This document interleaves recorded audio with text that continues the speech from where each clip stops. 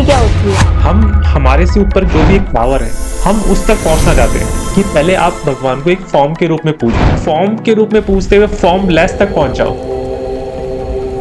क्या भगवान ने हमें अपनी भक्ति करने के लिए ही भेजा है? जो अल्टीमेट रियलिटी है वो उसी से सब कुछ बना है। तो भगवान कृष्ण यहाँ अपना एक रेफरेंस दे रहे हैं, तो ये भगवान के लिए नहीं, ये हमारे लिए है। भक्ति की बात आती है तो हनुमान जी का नाम जरूर आता है। राम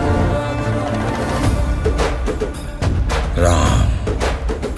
तो रावण और हनुमान जी में ऐसा क्या, उनके कैरेक्टर में ऐसा क्या डिफरेंस? भक्त रावण भी था, भक्त हनुमान जी भी थे। तो हनुमान जी के पास शक्तियों की कमी नहीं है, तो हनुमान जी उनके पैरों में गिर जाते हैं। पहले के धार्मिक सीरियलों में ये दिखाया जाता था कि पहले जब लोग तपस्या करते थे तो उनको भगवान दर्शन देने आ जाते थे।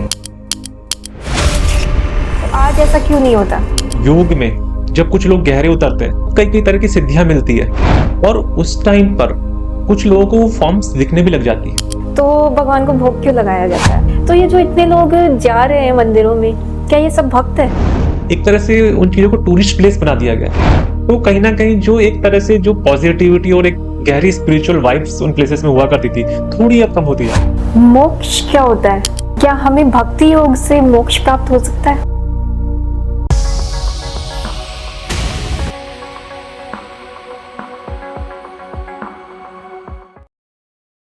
अब तक हमने कर्मयोग और ध्यान योग की बात की, आज हम भक्ति योग की बात करेंगे। तो भक्ति योग की बात करने से पहले मैं भक्ति के बारे में जानना चाहती हूँ कि भक्ति क्या होती है। ये भक्ति वर्ड है वो भज धातु से मिलकर बना है। उसका मतलब होता है सेवा करना। अब सेवा किसकी करनी है, मतलब कोई भी हमारा ऑब्जेक्टिव क्या है भक्ति करने का। हम हमारे से ऊपर जो भी एक पावर है जिसने हमें बनाया है, इस नेचर को बनाया है या इस पूरे यूनिवर्स को बनाया है, हम उस तक पहुंचना चाहते हैं। तब उसको उस तक पहुंचने के लिए जो अलग अलग मेथड्स प्रोसेसेस बनाई गई है, भक्ति उनमें से एक है। अब भक्ति के अंदर जो हमने बोला था सेवा करना है, तो आप देखोगे दो तरह के आपको भक्ति में मार्ग मिलेंगे, एक सगुण और एक निर्गुण। सगुण मार्ग के अंदर हम अलग अलग तरह के भगवान मानते हैं, देवी देवता है जिसे हम बोलते हैं। कोई भगवान राम की पूजा करता है, कोई भगवान कृष्ण की, कोई हनुमान जी की, कोई अलग अलग देवियों की पूजा करता है। तो ये जिसकी जैसी नेचर है और जिसको जिस तरह के वो सगुण भगवान का सगुण रूप जिसको जैसा अट्रैक्टिव लगता है या जिसके जैसा वो बनना चाहता है, वो उस मार्ग में जाता है। तो वो एक सगुण मार्ग है। दूसरा मार्ग होता है निर्गुण मार्ग, जहाँ पे कोई एक आकार नहीं है भगवान का, जो कि एक अल्टीमेट रियलिटी है, जो कि हमारे वेदों में वेदांत में बताया गया है कि जैसे कि हमने पहले वीडियो में भी, लास्ट वीडियो में डिस्कस किया था कि कैसे अलग अलग तत्व पास्ट में वेदों में डिस्कस किए गए हैं और कैसे एक लास्ट तक हम सबसे सूक्ष्म तत्व तक पहुंचते हैं जो कि अदृश्य है, जिसको हम देख भी नहीं सकते। तो उसकी भी कई लोग भक्ति करते हैं, लेकिन गीता में भगवान कृष्ण बोलते हैं कि नॉर्मल इंसानों के लिए उस अदृश्य और उस जो एक अल्टीमेट रियलिटी है उसकी भक्ति करना थोड़ा टफ होता है, क्योंकि जो भी वहां तक पहुंचा वो नॉलेज के बेस पे पहुंचा, क्वेश्चनिंग के बेस पे पहुंचा, अपनी ऑब्जर्वेशन पावर के बेस पे पहुंचा। लेकिन जब नॉर्मल लोग इतने ज्यादा नॉर्मली उनका ध्यान उस तरफ नहीं होता, तो वो उनके लिए एक सगुण मार्ग भी बनाया गया कि पहले आप भगवान को एक फॉर्म के रूप में पूजो। फिर उस फॉर्म के रूप में पूछते पूछते पूछते हो सकता है कि आप फॉर्म के रूप में पूछते हुए फॉर्म लेस तक पहुंच जाओ, कि सगुण मार्ग से होते हुए निर्गुण मार्ग तक पहुंच जाओ। तो ये जो पूरा प्रोसेस है, कई लोग लड़ाई करते हैं, नहीं हमारा सगुण मार्ग श्रेष्ठ है, यानी भगवान तो एक साकार रूप में पूजे जाते हैं। कोई बोलता है नहीं भगवान तो फॉर्मलेस होते हैं। तो ये एक तरह से बिल्कुल इलॉजिकल एक डिबेट है। लास्ट में आपको पहुंचना उस अल्टीमेट रियलिटी तक ही है। अब उसके लिए आप कोई सा भी प्रोसेस लो, तो bhakti is one of the method to reach out to that ultimate reality. मतलब आप भक्ति या तो आप एक इमेज बना के आप उनकी भक्ति कर सकते हो, या एक आप बिल्कुल इमेज ना बना के भी आप भक्ति कर सकते हो। बिल्कुल, लेकिन इमेज, जैसे कि गीता में बोला था कि इमेज ना बना के भक्ति करना थोड़ा सा नॉर्मल लोगों के लिए टफ होता है, क्योंकि उनको कुछ आइडिया ही नहीं है कि हम किसके बारे में बात कर रहे हैं।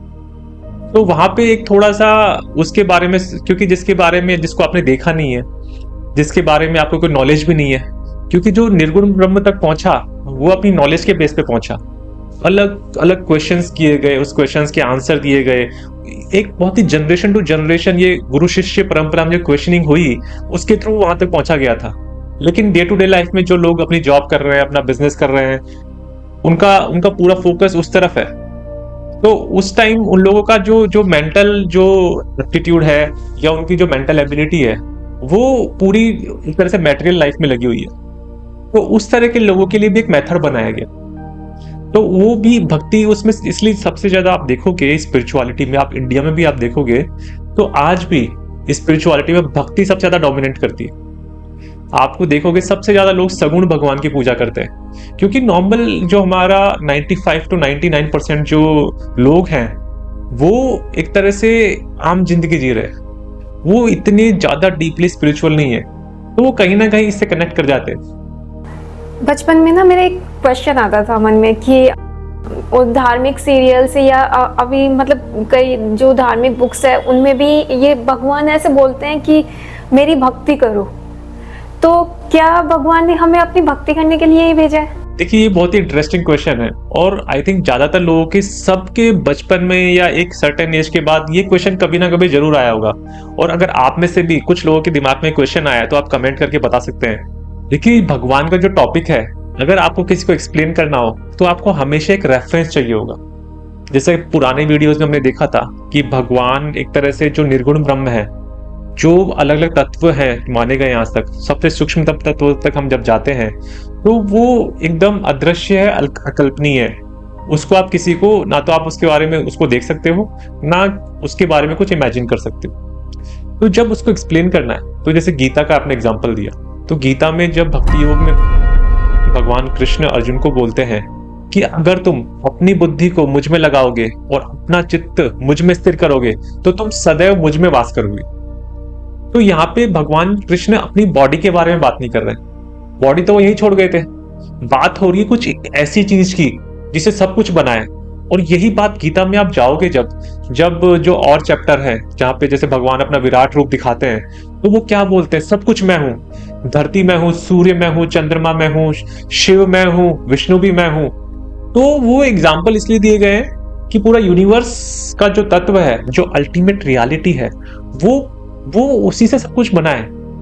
तो भगवान कृष्ण यहाँ अपना एक रेफरेंस दे रहे हैं कि मैं उससे एक हो चुका हूं, मैं वो हूं, और तुम्हें भी अगर आगे बढ़ना है तो तुम ये सब चीज फॉलो करते हो, तुम भी वहां तक पहुंच सकते हो। तो ये एक तरह से एक रेफरेंस दिया गया है। तो आप खुद सोचो लॉजिकली, क्या ऐसा होगा कि भगवान हमें पैदा कर देंगे और बोलेंगे हमारी भक्ति करो? तो ये रिलेशनशिप है, ये एक तरह से समझाने का तरीका है कि एक मेथड और एक प्रोसेस बनाई गई है कि अगर आपको वहां तक पहुंचना है तो ये भी एक मेथड है जिसको बोलते हैं इमोशन से जुड़ा हुआ मेथड, अपनी भावनाओं से जुड़ा हुआ मेथड। आप अपनी भावनाएं जोड़कर वहां तक पहुंच सकते हो। भगवान को कोई फर्क नहीं पड़ेगा आप वहां तक पहुंचो या ना पहुंचो, आपको पड़ेगा। अगर आपको वहां तक पहुंचना है, आपके अंदर कुछ ऐसी डिजायर है, आपकी कुछ ऐसी इच्छा है उसको जानने की, क्या है वो शक्ति, तो ये एक प्रोसेस को फॉलो करते हुए आप वहां तक पहुंच सकते हो। तो ये भगवान के लिए नहीं, ये हमारे लिए है कि हम इस मेथड को फॉलो करते हुए वहां तक पहुंच सकते हैं। पहले के धार्मिक सीरियलों में ये दिखाया जाता था कि पहले जब लोग तपस्या करते थे तो उनको भगवान दर्शन देने आ जाते थे। तो पहले ऐसे होता था कि उन्होंने तपस्या की और उनको दर्शन दे दिया, तो आज ऐसा क्यों नहीं होता? ये क्वेश्चन अपने आप में इम्पोर्टेंट इसलिए है क्योंकि जब हम बच्चे होते हैं तो इस तरह की क्यूरियोसिटी हमारे अंदर होती है, लेकिन जो आसपास से हमें आंसर्स मिलते हैं और वो जो एक तरह से आधा से ज्यादा झूठ वाले आंसर्स होते हैं, वो सुन के हम बस उस क्यूरियोसिटी को मिटा देते हैं। जैसे कि आपके क्वेश्चन का कोई आंसर आपको ये भी दे सकता है कि पहले तो सतयुग, त्रेता युग ऐसे युग थे तो वहां भगवान प्रकट होते थे, तो कलयुग चल रहा है तो अब थोड़ी ना भगवान प्रकट होंगे। तो इस तरह के आंसर्स मिलेंगे, बच्चे की भी क्यूरियोसिटी वहीं खत्म हो जाएगी। हाँ, हो सकता है कि अभी तो टाइम ही खराब है, भगवान ने भी अर्थ करना बंद कर दिया है। तो इस तरह की जब आंसर्स हमें मिलने लगते हैं तो हम उस सच तक नहीं पहुंच सकते। ये एक तरह से सच का दरवाजा आपने अपने लिए बंद कर दिया है। तो असली इसके लिए ना आपको थोड़ा सा ये क्वेश्चन अपने आप में बहुत ही डिटेल में जा सकता है। स्पिरिचुअलिटी की खास बात यह है कि कोई एक क्वेश्चन के साथ अगर आप ठहर गए और उसकी जड़ तक चले गए तो आप उस सच तक पहुंच सकते हो।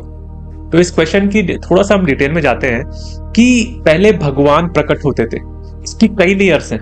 देखिए ये कहां से आ रहा है वो हमें समझना पड़ेगा। पहली लेयर तो ये है कि जैसे आप देखोगे कि जैसे हमने देखा, हमने काफी पुरानी वीडियो से बात की है कि जो एक निर्गुण ब्रह्म है, जो ओम है, या जो एक निराकार रूप है भगवान का, या जो एक शक्ति है, एक तत्व है, सूक्ष्मतम तत्व, तो वो क्या है? अदृश्य, अकल्पनीय।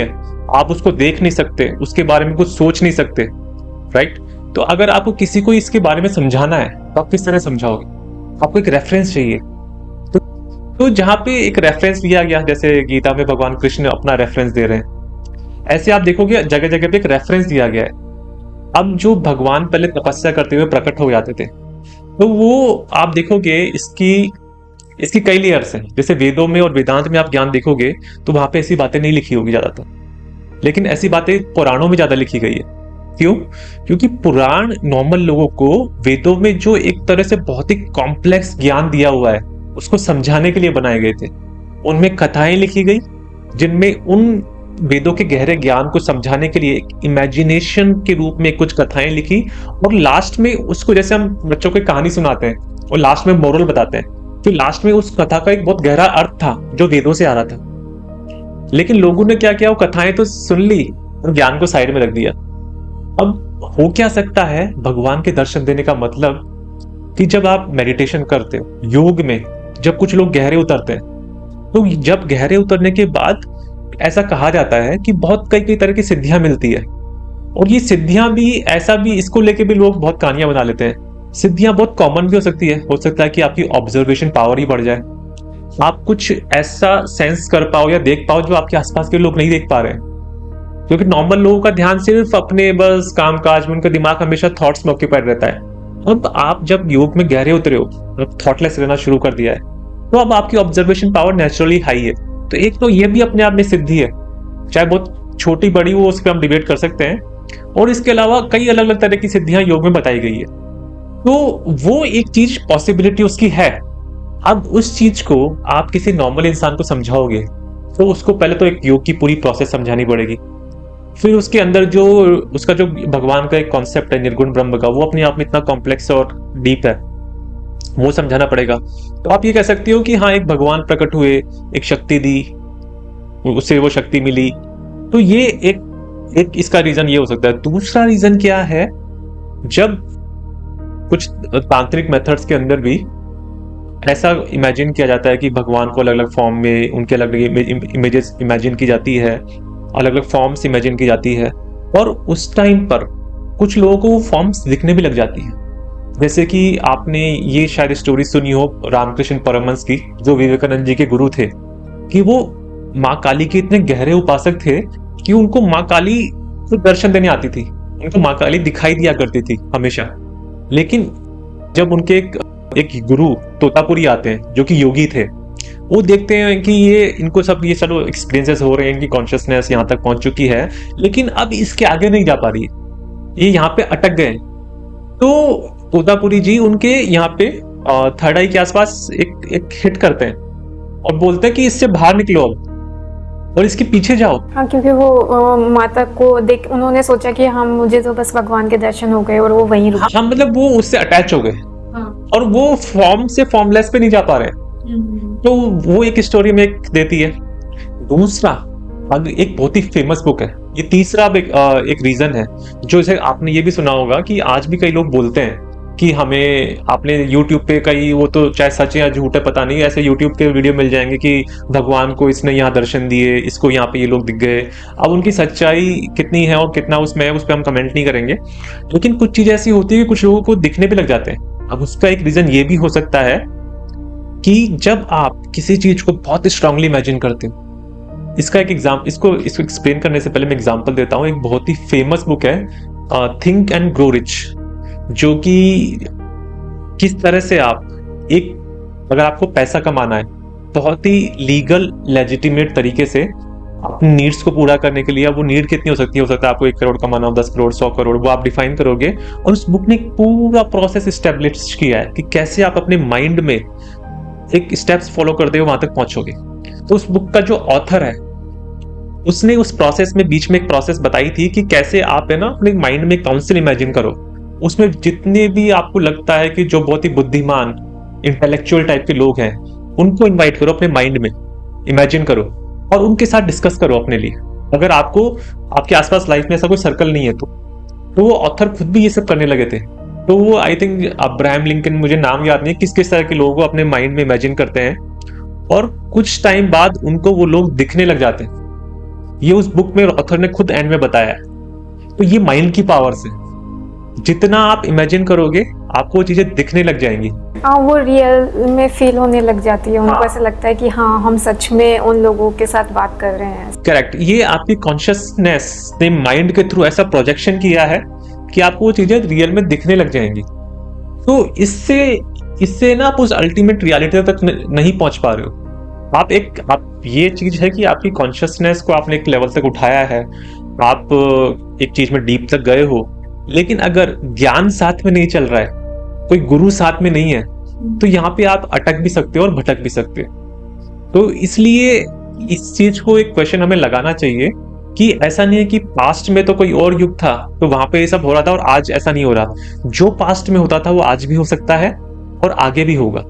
ये जो भक्ति है, ये भक्ति की शुरुआत कब हुई? देखिए, ज्यादातर लोगों को लगता है, और मुझे भी पहले ऐसा ही लगता था, जैसे हम अपनी स्कूल्स में पढ़ते हैं, हिस्ट्री के चैप्टर्स में पढ़ाया जाता है कि बीच में एक भक्ति युग आया था जहाँ पे मीराबाई, कबीर दास जी, सूरदास जी, ऐसे कई भक्त हुए थे। तो शायद भक्ति की शुरुआत वहां से हुई। लेकिन अगर हम थोड़ा और गहराई में जाएं तो रियलिटी में एग्जैक्टली ऐसा नहीं है।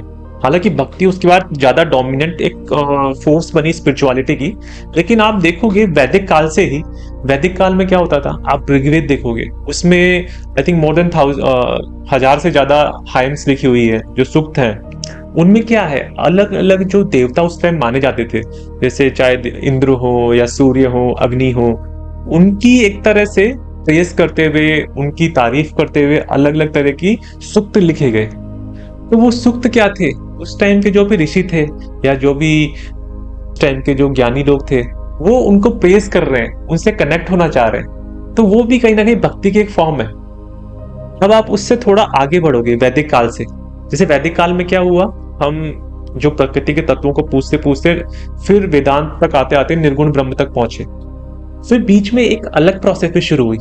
वैदिक काल में होता था कि शायद उतने ज्यादा मंदिर भी उस टाइम नहीं होते थे। उस टाइम लोग है ना, या तो यज्ञ हवन करते थे या कुछ अलग अलग तरह से पूजाएं करते थे। फिर धीरे धीरे धीरे मंदिर का कॉन्सेप्ट आया, फिर हम एक फॉर्म भगवान की पूजा हमारी शुरू हुई, और वो भी एक तरह से वो एक तंत्र का पार्ट वहां से शुरू हुआ। तंत्र क्या होता है? देखिए, तंत्र एक तरह से ना एक टेक्निक, एक प्रोसेस है।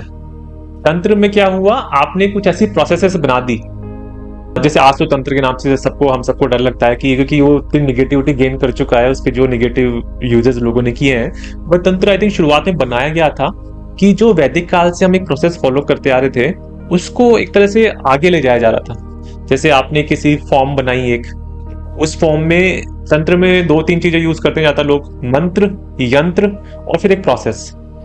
तो जो यंत्र है, जैसे जो हम भगवान की जो भी हम मूर्ति बना रहे हैं, तो आज भी देखो जब भगवान की मूर्ति मंदिर में स्थापित की जाती है तो वहां प्राण प्रतिष्ठा होती है, वो भी एक तांत्रिक प्रोसेस है। हम घर में जो अपनी पूजा कर रहे हैं आज, वो एक तरह से भक्ति और तंत्र का मिक्सचर है। कई लोग अपने घर में जैसे एक छोटा सा पत्थर रखते हैं, जिसको शालिग्राम जी बोलते हैं, तो उसमें जो हम भगवान पूजते हैं वो भी एक तांत्रिक प्रोसेस है। हम जिस तरह से अलग अलग जो प्रोसेस फॉलो कर रहे हैं, उस टाइम जल अर्पित कर रहे हैं या फिर जो चीजें हो रही है घर में एक मूर्ति स्थापित करके, वो कहीं ना कहीं उस तांत्रिक पद्धति जो उस टाइम बनी थी वैदिक काल के बाद, वहां से होती हुई आ रही है। तो तंत्र में क्या हुआ, अलग अलग तरह की प्रोसेस बनाई गई अलग अलग भगवानों के लिए, और एक पूरी रिचुअलिस्टिक वे से उसको फॉलो किया गया। उसमें ऐसा नहीं था कि आप जाओ और आप अपने मन से कुछ भी पूजा कर लोगे, नहीं, आपको कुछ रूल्स फॉलो करने पड़ेंगे, कुछ प्रोसेसेस को होते हुए वहां तक पहुंचना पड़ेगा। लेकिन धीरे धीरे जब 7th-8th सेंचुरी के बाद से कुछ ऐसे लोग होने लगे जिनको उन प्रोसेसेस को पूरा तरह से फॉलो नहीं करना था, लेकिन उनको भगवान को जानना भी था। तो ये आगे आते आते जब ये भक्ति युग आया, तब ऐसे लोग होने लगे जो सिर्फ अपने इमोशंस को भगवान से जोड़ के, अब भगवान कौन, सगुण रूप, जैसे चाहे भगवान कृष्ण हो, भगवान राम हो, हनुमान जी हो, उनसे अपनी भावनाओं को जोड़ के भगवान तक पहुंचना चाहते थे। तो ये भक्ति का जो रूप है, इसने क्या हुआ, तंत्र से सिर्फ वो प्रोसेस को हटा दिया और इमोशंस के रूप में उसको फॉलो करना शुरू कर दिया। तो ये जो एक मेथड निकल के आया, इसको लोग आज भक्ति बोलते हैं। लेकिन कहीं ना कहीं इसकी जो पूरा इसका बेस है वो वैदिक काल से ही होते हुए आ रहा है। तो भक्ति की शुरुआत वहीं से हो गई थी। आज जिस फॉर्म में हम भक्ति को मानते हैं, ऐसा बोला जाता है कि वो भावनाओं का खेल है, और वो है भी भावनाओं का खेल। लेकिन जो हम फिर भी जो कुछ प्रोसेसेस फॉलो करते हुए आ रहे हैं वो कहीं ना कहीं तांत्रिक पद्धति से ही आ रही है। आपने जो ये रिचुअल्स की बात की, तो आजकल मतलब घर, एक फैमिली है, मान लो कि एक फैमिली है जिसमें रोज एक रिचुअल फॉलो हो रही है कि वो एक, मान लो, सालिग्राम की पूजा कर रहे हैं या किसी भी भगवान की रोज पूजा कर रहे हैं, पर अचानक से वो लोग पूजा करना बंद कर दे, जो वो पूजा कर रहे थे वो करना बंद कर दे, तो क्या फर्क पड़ेगा उस फैमिली पर? देखिए, ऐसा ये एक अलग टॉपिक है, इसके बारे में आई थिंक कुछ और एक्सपर्ट्स होंगे तो ज्यादा अच्छे से बता सकते हैं। बट ऐसा माना जाता है कि जब आप एक प्रोसेस सेट कर रहे हो तो आप क्या कर रहे हो, एक रिलेशनशिप बना रहे हो। जो भी आपने मंदिर स्थापित किया है जहाँ पे अलग अलग चीजें रखी है, तो आप एक रिलेशनशिप बना रहे हो, एक एनर्जीज वहां पे सेट कर रहे हो। इसलिए ऐसे बोला जाता था पहले कि जब आप मंदिर में जाओ तो हम पूरा साफ सफाई का ध्यान रखते हैं, फिर वहां पे पूरा एक भक्ति भाव से, श्रद्धा से वो पूजा करते हैं, फिर पॉजिटिव एनर्जी हम वहां पे एस्टेब्लिश कर रहे हैं। तो अगर वो एक सिंपल सा मेथड है तो हम कर सकते हैं, लेकिन अगर उसमें कुछ ज्यादा ही जैसे कुछ ऐसे भगवान और ऐसे कुछ चीजों को यूज किया गया है जो थोड़ा कहीं ना कहीं कुछ तांत्रिक पद्धति से टच होती हुई आ रही है, तो जो एनर्जी हम वहां पे दे रहे हैं वो फिर हमें एक रेगुलर वे में फॉलो करना पड़ता है। इसलिए आप देखोगे कि बहुत सारे घरों में जब वो लोग ऐसे करते हैं तो उनके मन में कहीं ना कहीं डर रहता है कि मुझे रोज करना है, ये मैं मिस नहीं कर सकता, क्योंकि हाँ, अगर हम नहीं करेंगे तो मतलब एक अजीब सा डर लगता है कि पता नहीं क्या हो जाएगा। हाँ, तो वो डर आ रहा है पुराने टाइम से जो सुनते हुए आ रहे हैं, क्योंकि किसी ने उनको भी कहा था कि अगर ये करना है तो रोज करना है, रीजन उन्हें भी नहीं पता। तो वो एक तरह से रिलेशनशिप जो आपने एस्टेब्लिश किया है, आपको वो फॉलो करना है, वरना वो एनर्जीज किस तरह से रिएक्ट करेंगी उसके बारे में हम कुछ कह नहीं सकते। वो एक अलग टॉपिक है अपने आप में, और उसके एक्सपर्ट्स भी अलग होते हैं। लेकिन अगर आप कुछ ऐसा फॉलो कर रहे हो, या तो आप बिल्कुल ही अलग तरह से फॉलो करो, आप घर में ना करके आप कहीं बाहर मंदिर में जा रहे हो, जैसे भी आप वहां से कर रहे हो। लेकिन अगर आप घर में कुछ ऐसा प्रोसेस फॉलो कर रहे हो तो कहीं ना कहीं उसमें एक रेगुलरिटी के लिए कहा जाता है कि आपको फॉलो करनी चाहिए। मतलब आज मान लो आपके पेरेंट्स फॉलो कर रहे हैं और वो आजकल की जनरेशन जो ये सब नहीं मानती है वो फॉलो ना करे तो? देखिए, ये तो डिपेंड करता है कि आपकी रिलेशनशिप कैसी है भगवान के साथ। अगर किसी का मन ही नहीं है भगवान में, तो आप उसको जबरदस्ती भी नहीं कर सकते फॉलो करने के लिए, क्योंकि यहाँ पे खेल ज्यादातर सब इमोशंस पे आके आ चुका है। अगर किसी का इमोशन ही अटैच नहीं है तो वो फॉलो भी करेगा तो उसका कोई इतना बेनिफिट भी होने वाला है नहीं। वो मतलब वो बिना मन के आप पूजा कर भी रहे हो तो कोई फायदा नहीं। तो क्योंकि शुरू में हमने क्या बात की थी, हम वहां पे जाते हैं बिल्कुल साफ सफाई से, पॉजिटिविटी, एक एनर्जी क्रिएट कर रहे हैं। तो अगर आपके अंदर ही वो पॉजिटिव एनर्जी नहीं है और आप जाके वो चीज फॉलो कर रहे हो, तो वो चीज तो आप एक तरह से निगेटिविटी भी हो सकता है इकट्ठी कर रहे हो वहां पे जाके, तो उसको करने का कोई फायदा होगा भी नहीं। अगर करना है तो पूरा डिवोशन और मन से करना चाहिए। एक बात और, जो भगवान को ना भोग भी लगाया जाता है, तो भगवान को भोग क्यों लगाया जाता है? देखिए, ये भी फिर से पुरानी प्रोसेस से होती हुई आ रही है। जो वैदिक काल के बाद जो तंत्र की प्रोसेस आई और फिर भक्ति आया, तो भक्ति के युग में भी वो प्रोसेस कंटिन्यू हुई। तो भगवान को जो हम प्रसाद अर्पित करते हैं उसमें आप देखोगे कुछ ना कुछ हम खाने की चीज, और साथ में एक चरणामृत भी होता है, पानी वगैरह, जो वो सब भी अर्पित किया जाता है, और फिर हम उसको खुद भी एक तरह से लेते हैं। तो उसमें उसका ऑब्जेक्टिव क्या है कि जब हम ये पूरी प्रोसेस फॉलो कर रहे हैं तो उस टाइम पे उस एनर्जी जो हमने वहां क्रिएट की है, वहां पे हमने उस पर भोग भी लगाया है, उसमें वो चरणामृत भी दिया गया है, और उस एनर्जी को जब हम खुद कंज्यूम करते हैं तो एक तरह से वो पॉजिटिविटी हम अपने अंदर लेके जा रहे हैं उस एनर्जी के थ्रू। और ये बहुत सारे तांत्रिक प्रोसेस में से कहा जाता है बहुत डोमिनेंट है, बहुत ज्यादा ये चीज फॉलो की जाती है अपने आप को ट्रांसफॉर्म करने के लिए, क्योंकि एक बेसिक सा रूल है, जो आप खाते हो या बन जाते हो। जो भी हम खा रहे हैं इन दी एंड वो हमारी बॉडी में जाके ही हम वही बन जाएंगे। तो कुछ ऐसी प्रोसेस को फॉलो करते हुए जब आप कोई चीज कंज्यूम कर रहे हो तो वो उस तरह की एनर्जी आप अपने अंदर लेके जा रहे हो। तो ये भी एक तरह से उसी प्रोसेस से होता हुआ आ रहा है कि जिस तरह से आप बनना चाहते हो, जिस भगवान या जिस एनर्जी की फॉर्म के थ्रू आप अपने आप को ट्रांसफॉर्म करना चाहते हो, तो उनके गुण अपने अंदर लाने के लिए ये अलग अलग तरह की मेथड्स और प्रोसेसेस बनाए गए थे, और वही आज हम फॉलो करते हैं। आजकल कई लोग मंदिर जा रहे हैं, मतलब मंदिरों में भीड़ बढ़ती ही जा रही है। तो जो ये बड़े-बड़े मंदिर हैं उन पे मतलब बहुत ज़्यादा भीड़ हो जाती है, जैसे अमरनाथ, केदारनाथ देखते हैं तो बहुत ज़्यादा भीड़ हो जाती है। तो ये जो इतने लोग जा रहे हैं मंदिरों में, क्या ये सब भक्त है? देखिए, ये भी एक अपने आप में इंटरेस्टिंग क्वेश्चन है।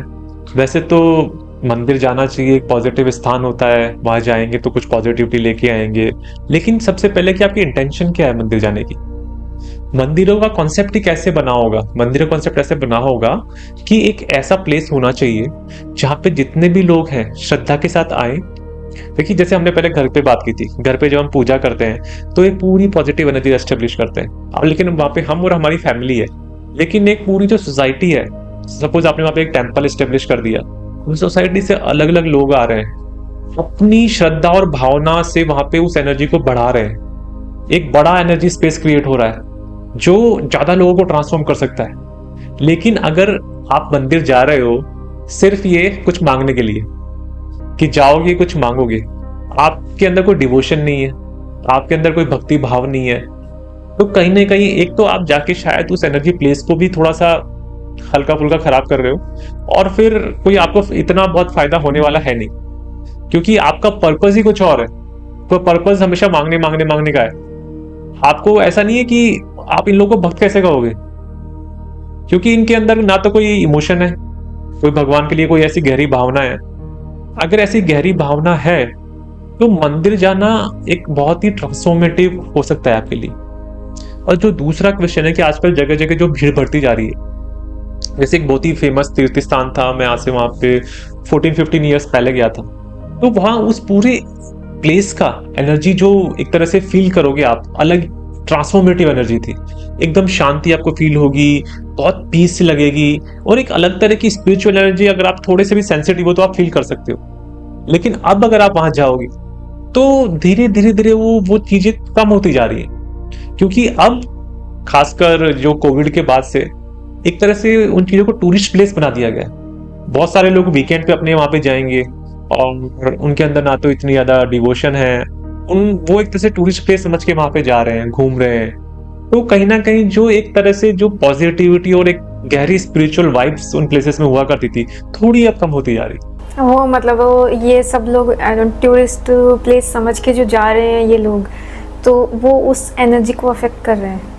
वो एनर्जी अफेक्ट होगी, क्योंकि आप देखोगे बहुत पहले तीर्थ स्थानों पर, कुछ तीर्थ स्थानों पर ये ऐसे कहा जाता था कि या तो एक सर्टेन एज के बाद आप जा सकते हो, जैसे जो भी लास्ट वानप्रस्थ आश्रम वाले लोग हैं, या फिर आप सन्यासी हो तो आप वो लोग अलाउ करेंगे, क्योंकि वो लोग जानते थे इस पूरे कॉन्सेप्ट को कि कैसे एनर्जी को प्रिजर्व रखना है, कैसे इस पूरे प्लेस को एकदम जो इसकी एनर्जी है उसको किस तरह से प्रोटेक्ट रखना है।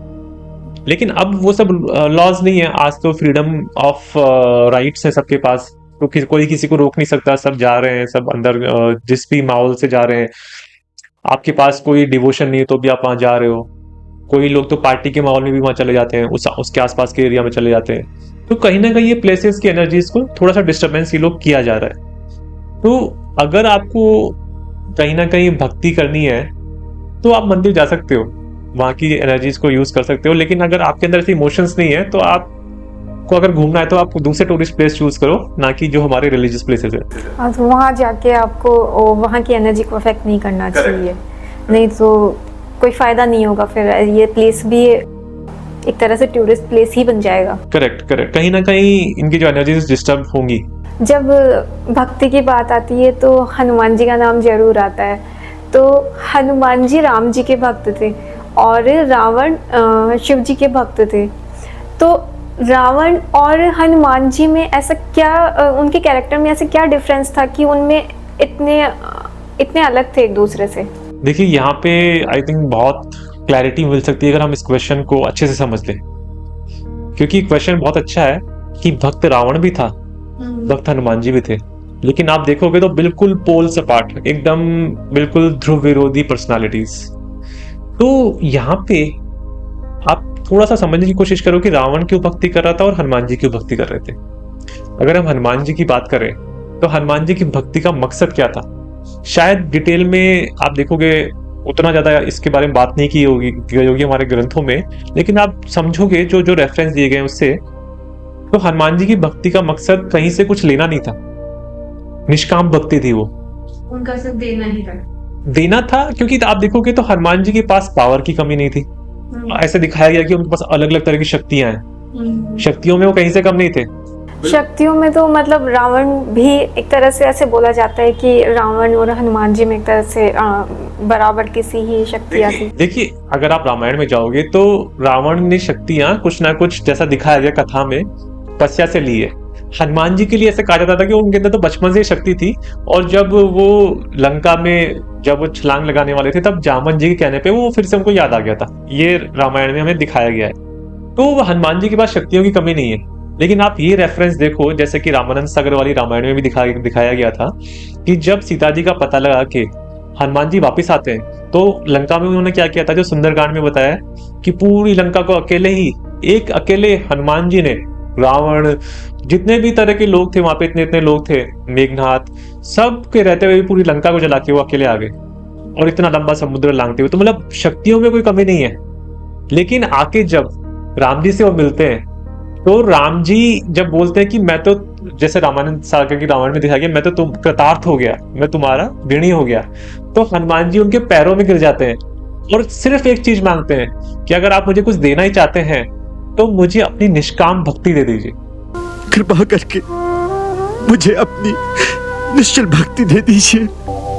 एवमस्तु। तो पर्पस क्या है? उन्होंने राम जी में कुछ ऐसा देखा कि ये वो इंसान बन चुके हैं, या ये वो, एक तरह से हम तो उनका अवतार मानते ही हैं, लेकिन ये एक तरह से वो शक्ति है, उससे, उस शक्ति से जुड़ चुके हैं या जुड़े हुए हैं। अगर मैं इनकी भक्ति करूंगा तो मैं भी वहां तक पहुंच जाऊंगा। इतनी पावर होने के बावजूद उनमें इतना ज्ञान भी था कि उन्होंने निष्काम भक्ति को ही मांगा। अब रावण की अगर हम बात करें, रावण का जो पूरा कैरेक्टर आप देखोगे तो वो शुरू से उसको बहुत एस्पिरेशनल, बहुत महत्वाकांक्षी, पूरी पृथ्वी को जीतना है, स्वर्ग को जीतना है, इसको जीतना है, उसको जीतना है, उसको सिर्फ जीतना है, पावर।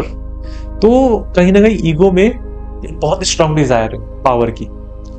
उसी डिजायर ने अपने मतलब के लिए, पर्पस क्या है? पावर हंगरनेस, शक्ति की एक तरह से वासना। तो उनका पर्पस ही एकदम ऑपोजिट है। उन्हें कभी भी ये नहीं था कि मुझे शिव जी को प्राप्त करना है या मुझे भगवान को प्राप्त करना है। पर्पस है कैसे मैं और पावरफुल बन जाऊं। तो जब भी हम स्पिरिचुअलिटी में आते हैं, इससे आप ये समझोगे, तो हमें पहले अपना पर्पस क्लियर रखना चाहिए कि हमें स्पिरिचुअलिटी में चाहिए क्या। अगर पर्पस ही क्लियर नहीं है और 10 प्रोसेस आपने चालू कर दी है तो आप भटक भी सकते हो। पहले आप ये देखो कि आपको चाहिए क्या अभी भी आप डिजायर्स को पूरा करने के लिए सब कर रहे हो अपनी। इसलिए आप देखोगे थोड़ा डेप्थ में जाके, बहुत सारे लोग जब स्पिरिचुअलिटी में आते हैं तो एक स्पिरिचुअल ईगो लेके आ जाते हैं, क्योंकि उन्होंने अपना पर्पस ही क्लियर नहीं किया कि मुझे करना क्या था स्पिरिचुअलिटी में आने के बाद। तो उनकी ईगो ने दुनिया का रूप छोड़ के एक नया रूप धारण कर लिया। तो रावण की अगर जब हम बात कर रहे थे, तो रावण ऐसा नहीं था सिर्फ भक्त था, रावण ज्ञानी भी बताया गया है। सारे ऐसे बोलते, सारे वेदों का ज्ञान था उसको, और भी अलग अलग तरह की कई सारी चीजें उसके अंदर थी। ध्यान योग में भी वो एकदम एक्सपर्ट था। तो हर तरह से उसमें वो सारे गुण थे जो कि एक आइडियल स्पिरिचुअल सीकर में होने चाहिए। लेकिन पर्पस ही गलत था, उसका पर्पस ही क्लियर नहीं था। पर क्लियर था उसको, लेकिन पर्पस था निगेटिव। हनुमान जी का पर्पस था एक्सट्रीम पॉजिटिव, मतलब कैसे मुझे भगवान तक पहुंचना है। तो राम जी के आगे वो मान गए कि ये है वो भगवान जो मुझे वहां तक ले जाएंगे। मतलब हनुमान जी को भगवान के पास पहुंचना था और रावण को पावर चाहिए थी। तो ये एक बहुत अच्छा एग्जाम्पल है जो रामायण के थ्रू हम समझ सकते हैं। देखिए, रामायण, महाभारत, जो ये हम जिस तरह के जो हमारे ग्रंथ हैं, जब या तो इनको पढ़ते हैं या सीरियल्स में देखते हैं, तो हम एक तरह से उनको कथा की फॉर्म में एंजॉय करने लग जाते हैं। अगर थोड़ा भी हम बारीक में जाके उनको देखेंगे तो इतनी ज्ञान की बातें भर दी गई है कि मतलब एक लाइफ टाइम कम है उनसे सीखने के लिए। आप इतनी कुछ चीजें वहां से निकाल सकते हो। तो ये बहुत ही अच्छा क्वेश्चन आपने पूछा कि कैसे हम ये समझ सकते हैं कि पर्पस क्लियर होना कितना इंपॉर्टेंट है। कोई सी स्पिरिचुअल प्रैक्टिस हो, चाहे ध्यान योग, कर्म योग या भक्ति योग। मोक्ष क्या होता है? देखिए, मोक्ष के बारे में आप देखोगे तो हर धर्म में इसकी बात कहीं ना कहीं हुई है। और आप हिंदू धर्म में तो इसके बारे में इतना कहा गया है, इतनी बातें कही गई है, लेकिन मोक्ष पे ज्यादातर जो बातें कही गई है या तो पुरानी ग्रंथों में या अलग अलग जगह पे, वो जो मरने के बाद की बात, जो एक तरह से मुक्ति लोग चाहते हैं, उसके बारे में ज्यादा बातें हुई है कि जब हम मरे तो कैसे हम इस पुनर्जन्म से छूट पाए, लाइफ एंड डेथ के साइकिल से छूट पाए। इसको बोला गया कि कोई जब मरने के बाद जिसका पुनर्जन्म नहीं होता और वो लाइफ एंड डेथ के साइकिल से बियॉन्ड चला गया है तो उसकी मोक्ष हो गई है। ये एक जर्नल एक परसेप्शन है लोगों के मन में, क्योंकि बहुत सारे पुराने ग्रंथों में इसके बारे में बात की गई है। तो मरने के बाद क्या होता है उसकी बात तो हम नहीं करेंगे, क्योंकि हमने अभी तक देखा नहीं है, हमें पता नहीं है कि क्या होता है, वो सब होता है नहीं होता है उसको अभी हम साइड में रख देते हैं। लेकिन मोक्ष अगर आप जीते जी इसी तरह से फ्री हो पाओ अपने हर डिजायर से, तो वो उसको बोलते हैं जीवन मुक्ति। एक जिंदा रहते रहते भी आप लिबरेट हो गए, आपको मोक्ष मिल गई जिंदा रहते रहते। तो एक असली जो स्पिरिचुअल सीकर है, जो आध्यात्मिकता में चलने वाला इंसान है, उसका पर्पस बोलो या फिर उसकी अंडरस्टैंडिंग बोलो, उसको वहां तक पहुंचना है कि कैसे मैं जीते जीते हर चीज से फ्री हो जाऊं। तो क्या इसका मतलब वो एक जंगल में जाए, वो तपस्या करना शुरू कर दे? अगर वो जंगल में जाके ध्यान भी लगा रहा है और मान लो ध्यान में बहुत गहरा उतर गया है, शांति में चला गया है, तो जैसे ही वो वापस आएगा इस दुनिया में तो उसके वो डिजायर तो वही है अंदर सारे, वो नहीं निकले हैं वहां पे, वो शांति में चला गया है, उसने उनको वहां पे कवर अप कर लिया है। लेकिन जैसे ही दुनिया में आएगा सब एक्टिव हो जाएगा। तो आप मोक्ष को प्राप्त कर सकते हो यहाँ अपने आसपास रहते हुए ही। हाँ, आपको एक खाली टाइम चाहिए होता है, आपको अकेले में टाइम स्पेंड करना जरूरी होता है, वो आप अपने घर पे भी कर सकते हो। लेकिन किस तरह से आप अपने अंदर अपने आप को समझ रहे हो, एक एक करके अपनी डिजायर्स को आइडेंटिफाई कर रहे हो और फिर उनको एक तरह से मान लो अपने डिजायर्स को लालच यानी ग्रीड से हटाकर नीड पे लेके जा रहे हो। क्योंकि देखो दुनिया में जीना है तो जैसे कृष्ण जी ने बोला है, कर्म तो करना पड़ेगा। तो आपने जब कर्म करते हुए उसके जो रिजल्ट्स हैं उससे एक डिटैचमेंट ले लिया है, तो वो आपको एक तरह से मोक्ष मिल गई। जो गीता में बोलते हैं कर्म करो, फल से डिटैच हो जाओ, प्रोसेस पे आ जाओ। ये दिखने में लगता है कि बचपन से सुना है तो बहुत ही आसान है, लेकिन जिसने इसको अपनी लाइफ में पूरी तरह से उतार लिया उसकी मोक्ष हो गई। उसको फिर एक तरह से वो वहां तक पहुंच चुका है जिसको बोलते हैं जीवन मुक्ति। और उसमें जो आनंद है, क्योंकि जैसे बहुत सारे लोग जब इस पाथ पे चल रहे हैं तो किससे जाती है कि हम फ्री होते हैं, हमें वो जो फ्री के अंदर जो एक तरह से जो पीस है या जो एक तरह से परमानंद है वो मिलता है, उसका कोई कंपैरिजन इस दुनिया में पॉसिबल नहीं है।